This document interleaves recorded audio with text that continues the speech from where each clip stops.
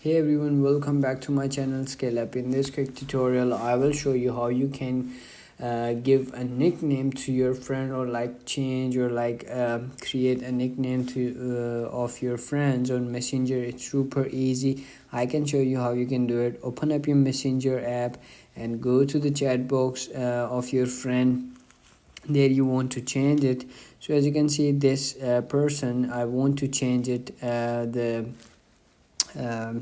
nickname of this person. So whenever I click on the nameplate on the top, you will see over here bunch of options. Over here in customization you will see nicknames, so you have to simply click on that and then simply choose or set. So simply do is click on the nameplate, and then you will see over here I want to change it to Scale Up, and then click on save, and it's gonna be change it to Scale Up.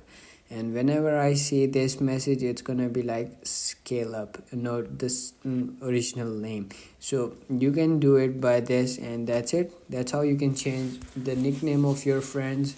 If you found this video helpful, don't forget to like my video, subscribe my channel Scale Up, and also drop me a comment for more tips and tricks videos. Thanks for watching. See you in the next video. Have a nice day. Bye bye.